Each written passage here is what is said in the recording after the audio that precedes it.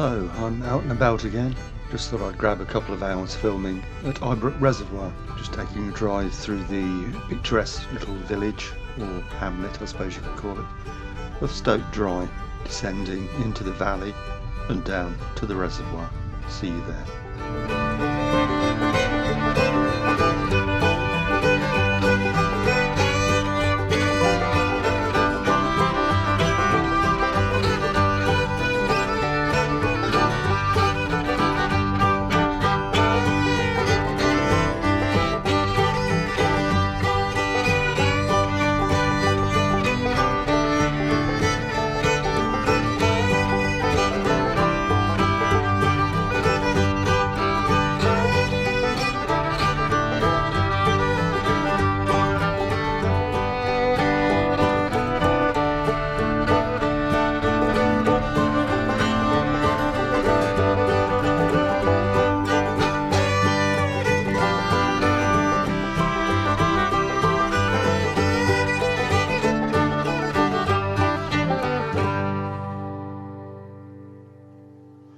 Well, the weather forecast for this morning was sunny, clear and cold, with cloud building later this afternoon, but the cloud seems to have arrived early. But let's take a look what's about. Cormorant, of course. You're almost guaranteed to see these birds here. Initially a coastal bird, but now common inland. Not large amounts of birds here today. Got a lone coot there, and I just heard the distinctive song of a chaffinch. There we are.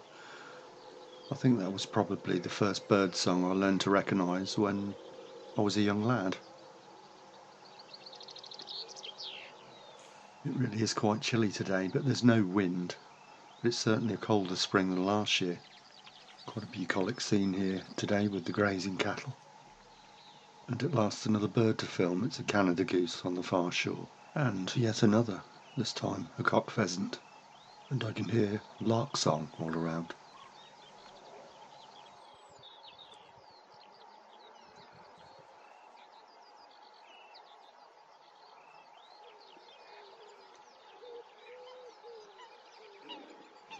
The swallows and martins are now back here in force. There's certainly quite a few out there skimming over the surface of the water. And at last the sun finds a gap in the clouds, but the sunbeams are only momentary. And a stop off at the bridge reveals yet another cock pheasant. And on the feeders, on the opposite side of the bridge, another chaffinch. And a little further on, the briefest glimpse of a pied wagtail. A blue-headed wagtail has been reported here, mixed in with yellow wagtails, but there's no sign of it today. There's another couple of species of wildfowl to be seen from here, teal and gadwall.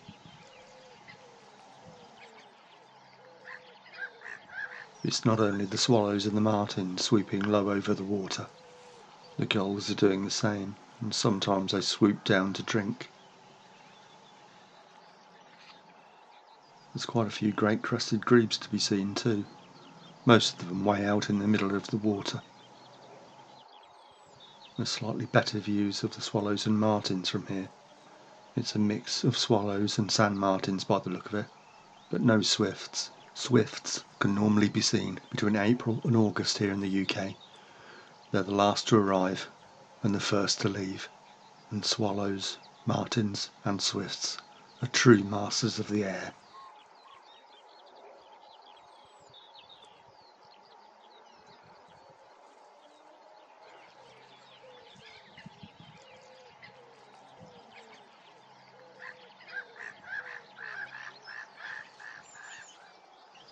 I move on to a crop field that overlooks the reservoir, and I set my camera up a little too late to film two pairs of yellow wagtail out in the field, and then a pair of singing skylark descend, only to be lost in the greenery, and I'm left with only the mute swans that leave the reservoir to feed in the surrounding fields.